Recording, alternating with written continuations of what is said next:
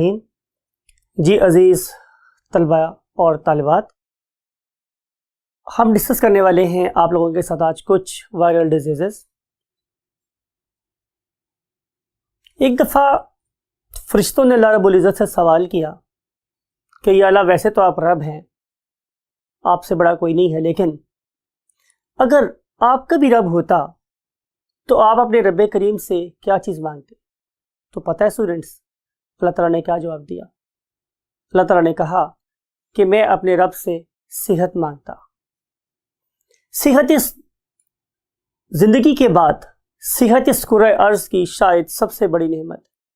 अगर आप सेहतमंद हैं तो आप दुनिया के किसी भी एनवायरनमेंट को फेस कर सकते हैं, लेकिन अगर आप सेहतमंद नहीं हैं और आपके सामने नेमतों का एक ढेर भी लगा हो तो आप उसको, वो नेमतें आपको बहुत ज़्यादा बुरी लगेंगी या आपके सामने वो हेच नजर आएंगी।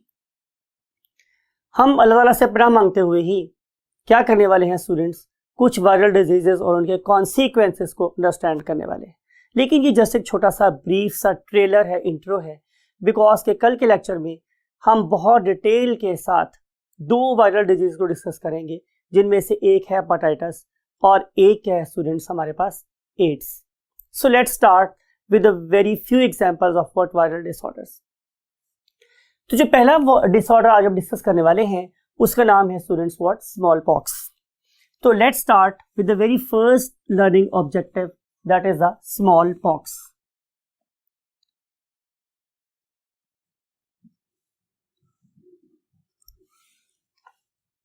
जैसे मैं हमेशा आपके लोगों के लिए एक फ्लैश कार्ड बनाता हूं इंपॉर्टेंट चीजों का, वो फ्लैश कार्ड यहाँ पे भी ऑलरेडी प्रेजेंट है, गौर से देखा हो आप लोगों ने।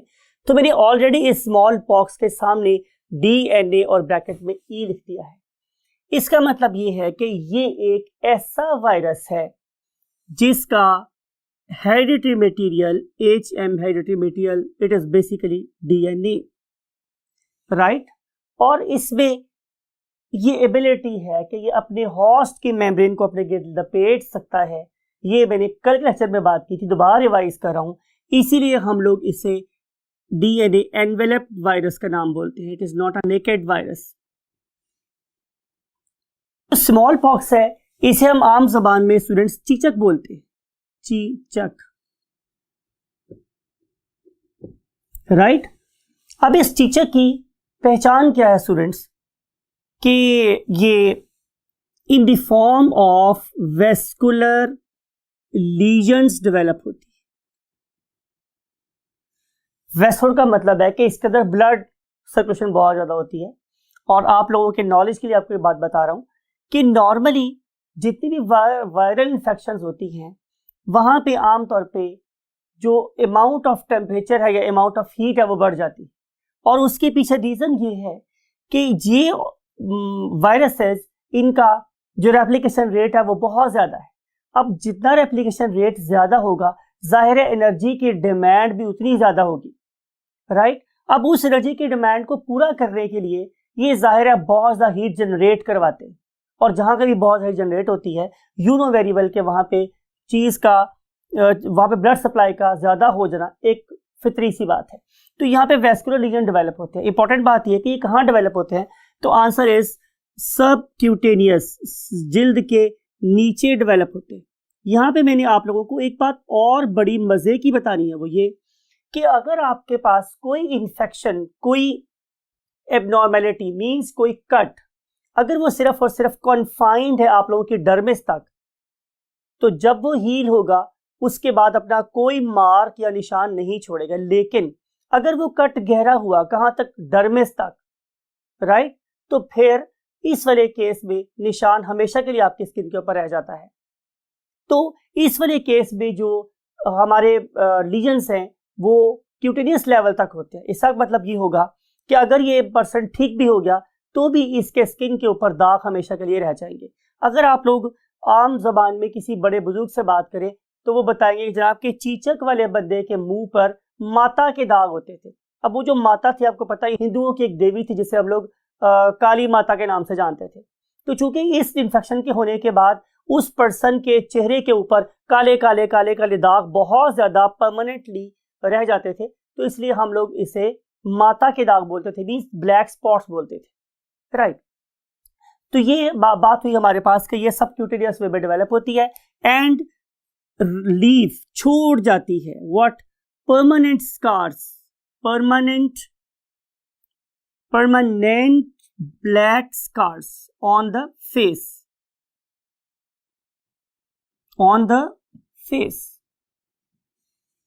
अगली बात स्टूडेंट्स ये है कि बहुत पुरानी बीमारी है, शायद ईसा अलैहिस्सलाम से भी पहले की बीमारी है, यानी कि वर्ड जो यूज करते हैं हम लोग वो before Christ BC, perhaps 12 BC, ईसा अलैहिस्सलाम से भी कोई 1200 साल पहले हम इस बीमारी को जानते थे। बहुत प्रिमिटिव डिसऑर्डर है ये। किसी जमाने में इसने पूरी दुनिया को रूल किया और इसने अबाउट तकरीबन 3 बिलियन से लेकर 5 बिलियन तक लोगों की जान सिर्फ और सिर्फ एक सदी में ले ली। तो इस लिहाज से ये बड़ी लीथल डिसऑर्डर है। अब सवाल ये है कि अगर ये इतना पुरानी डिजीज थी तो ये आज हमें नजर क्यों नहीं आती? अल्हम्दुलिल्लाह due to the same what method और टेक्नोलॉजी जिससे हम लोग नाम देते थे क्या, वैक्सीनेशन, यानी कि हम लोगों ने इस पर्टिकुलर वायरसेस को लिया, ठीक है, और इन पर्टिकुलर वायरसेस को हमने क्या कर दिया, अटेनुएट। जब मैं वर्ड यूज करता हूं अटेनुएट, इसका मतलब ये होता है टू वीकन द जर्म्स, कि मैं जर्म्स को वीक कर दूं, कमजोर कर दूं, कि मैंने किसी न किसी तरीके से इस पर्टिकुलर वायरस की ability to cause disease minimise करनी है। एक बात यह है कि समटाइम हम इसे मार भी देते हैं, लेकिन यूजुअली हमारी विश ये होती है कि हम उसे मारे ना, हम उसे अटेनुएट करें।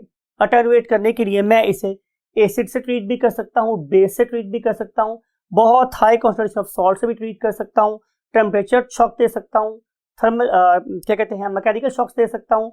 तो ये सारी की सारी चीजें करके हम सिर्फ ये कहना चाह रहे हैं कि ये वाला वायरस अब डिजीज कॉज होने के काबिल ना रहे। Once we have done this thing तो हम उसे बोलते हैं कि हमने उसे अटेनुएट कर लिया है। अब इस अटेनुएटेड वायरस को जब मैं किसी हेल्दी ऑर्गेनिज्म की बॉडी में डालता हूं तो रिजल्ट क्या होता है स्टूडेंट्स, कि इस पर्टिकुलर एंटीजन को देख के मेरी बॉडी क्या बना लेती है, एंटीबॉडी, राइट। ये कैसा ऑर्गेनिज्म था जो डिजीज कॉज नहीं कर सकता था, लेकिन इसको देख के मैंने एक फोर्स डेवलप कर लिया अपनी बॉडी में, that is called as antibody. अब अगर सराउंडिंग से ये वाला वायरस मेरी बॉडी में आएगा भी तो चूंकि इसके अगेंस्ट ऑलरेडी एक फोर्स प्रेजेंट है तो वो उससे लड़ना शुरू कर देगी, तो मैं उसका शिकार नहीं होऊंगा। तो तकरीबन गुज़श्ता 50 सालों के दौरान में हम लोगों को ऐसा कोई केस नजर नहीं आया, और 1950 के अंदर WHO ने इसको डिक्लेयर कर दिया था कि now our world is free of what, small pox, चीचक से फ्री हो गई है। लेकिन हम इस पर्टिकुलर चीज से निजात बहुत असर पहले भी हासिल कर सकते थे, लेकिन जाहिर है कुछ मैल प्रैक्टिसेस होती हैं जो हम लोगों को एक टारगेट को अचीव करने से रोक रही हैं।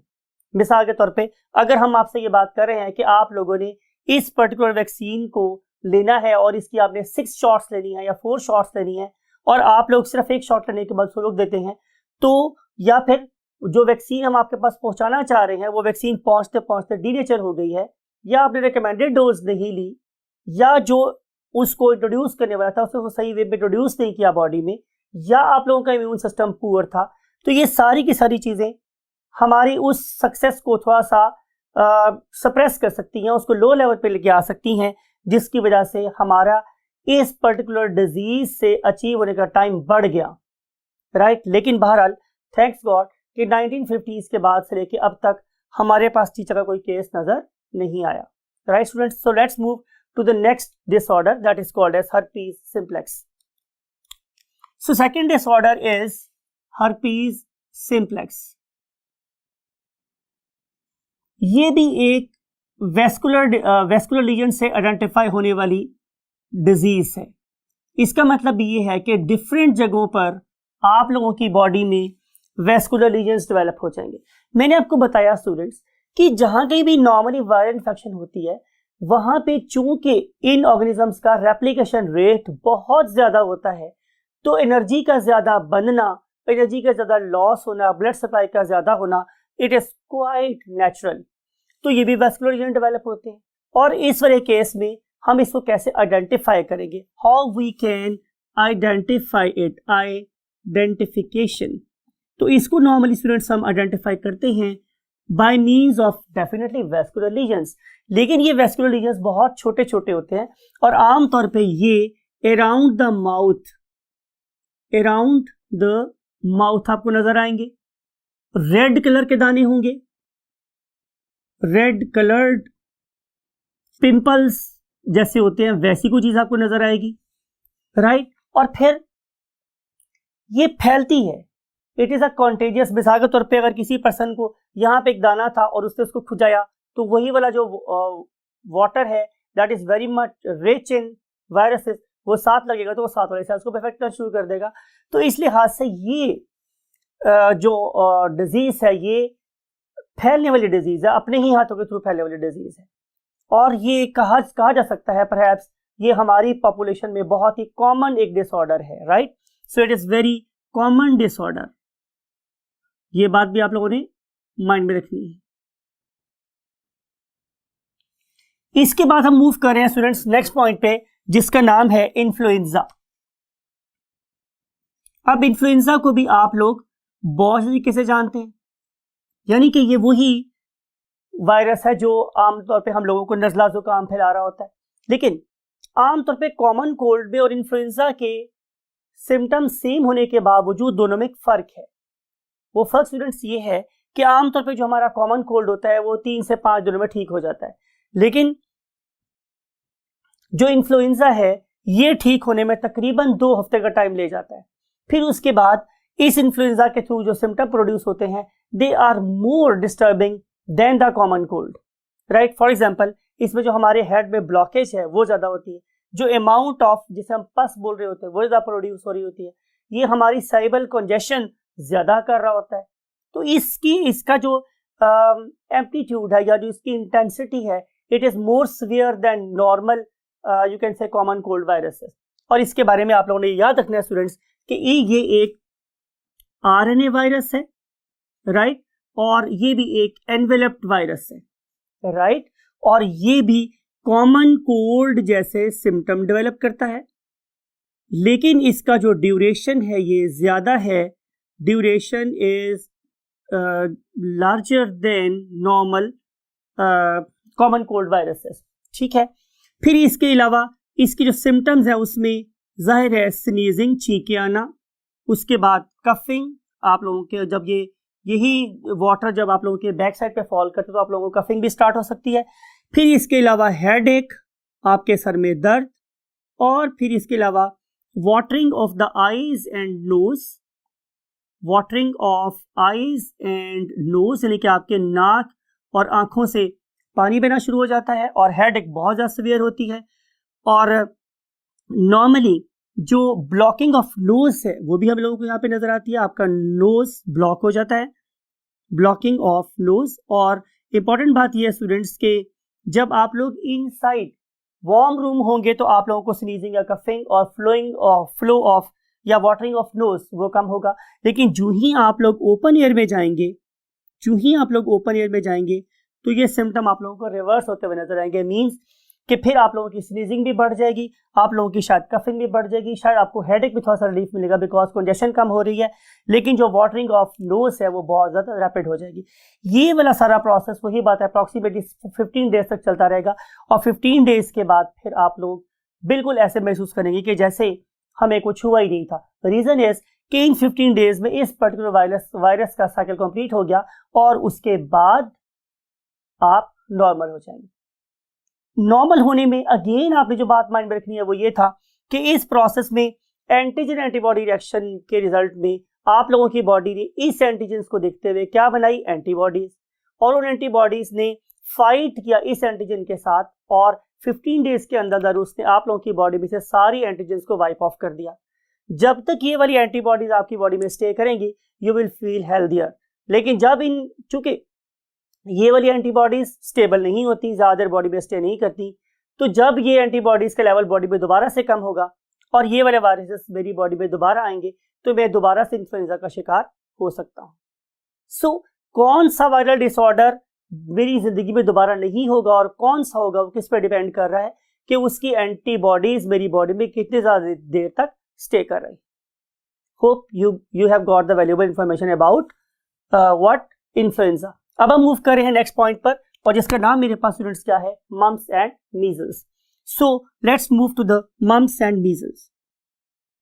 अब स्टूडेंट्स जो हमारे पास वर्ड है मम्प्स, इसके लिए हम जो आम तौर पे टर्म यूज करते हैं, आप इंशाल्लाह डॉक्टर बनने जा रहे हैं तो जरूरी नहीं है कि आप सारी की सारी सर्विसेज सिर्फ किसी शहर में देंगे, आप लोग किसी गांव में भी आपको जाना चाहिए और इस इंसानियत की खिदमत करनी चाहिए गांव में जाकर, बिकॉज जो लोग गांव में रहते हैं वो भी इंसान है और वो भी आप लोगों की सर्विसेज को उतना ही डिमांड करते जितना कि शहर के लोग करते हैं।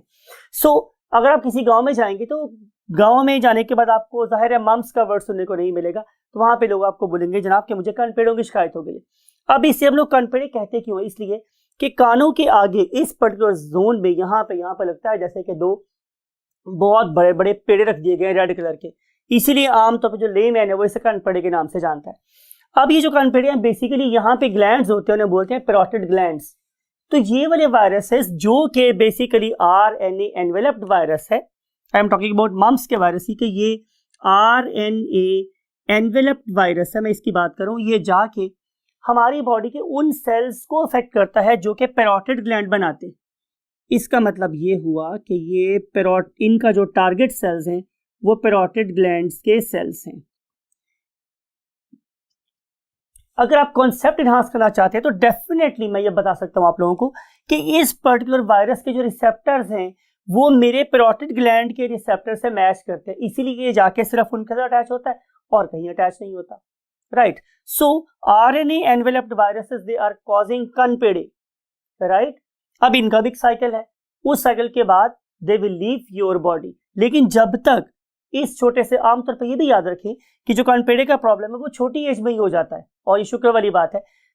और इस पर्टिकुलर टाइम ड्यूरेशन में चूंकि यहाँ पे बहुत बड़े क्या पेड़े बने हुए, ना तो ये बच्चा हंस सकता है, ना ये बहुत दिल खोल के रो सकता है, और ना ये बहुत तरीके से खा पी सकता है। तो इस पर्टिकुलर वजह से बच्चे में इरिटेशन होना, बच्चे का इरिटेट होना, बच्चे का खुराक ना खा सकना और थोड़े से वेट को लूज कर देना, ये जाहिर है क्वाइट नेचुरल हो सकती है।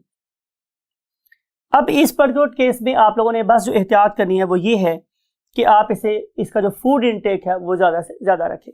और जो इस वक्त हम सेकेंड ऑर्डर डिजीज डिस्कस कर रहे हैं उसका नाम है स्टूडेंट्स मीजल्स। और जो हमारे पास मीजल्स हैं इन्हें हम आम जुबान में खसरा बोलते हैं। खसरा, ये सारे वर्ड मैं अगेन इसलिए लिख रहा हूँ कि because you may find some time to serve the people in greater need than the people of the cities. तो ये जो हमारे पास खसरा है स्टूडेंट्स, इन्हें हम इनको अगर हमने आइडेंटिफाई करना हो तो हम इसे कैसे आइडेंटिफाई करेंगे। नंबर 1 कि इसके जो दाने हैं वो आमतौर पे पेट से स्टार्ट होते हैं, राइट। आपको पेट पर छोटे छोटे दाने नजर आएंगे और ये दाने फिर टुवर्ड्स चेस्ट में फैल जाते हैं, राइट, और फिर ये मेरी पैराफ्रीज पे मूव करते हैं। सो मच सो स्टूडेंट्स के ये वाले दाने मुझे इवन आंखों के नीचे नजर आते, so much so कि a time will come during this you can say infection कि उस पर्टिकुलर पर्सन की जो आंखें हैं वो आपको चिपकी हुई महसूस होती है। ये बच्चा ना कुछ खा सकता है ना कुछ पी सकता है, बिकॉज कि ये वाले जो वैस्कुलर लीजन्स हैं ये सिर्फ और सिर्फ उस बच्चे की बॉडी के बाहर नहीं है, उसके रेस्पिरेटरी ट्रैक के अंदर है, उसके डाइजेस्टिव ट्रैक के अंदर है, उसकी आईज के अंदर है, उसके गले, नाक, कान, हर जगह है ये। सो जब तक ये वाले वायरसेस इस पर्टिकुलर ऑर्गेनिज्म की बॉडी में अपना साइकिल कंप्लीट नहीं करेंगे तब तक ये वाला बच्चा जाहिर है क्या करेगा, इन्फेक्शन का शिकार रहेगा, खा नहीं सकेगा, पी नहीं सकेगा, सुकून नहीं कर सकेगा। और उसके बाद most of the time, again वही बात, थैंक्स गॉड कि मोस्ट ऑफ द टाइम इसकी जो एंटीबॉडीज बनती हैं वो परमानेंट होती हैं।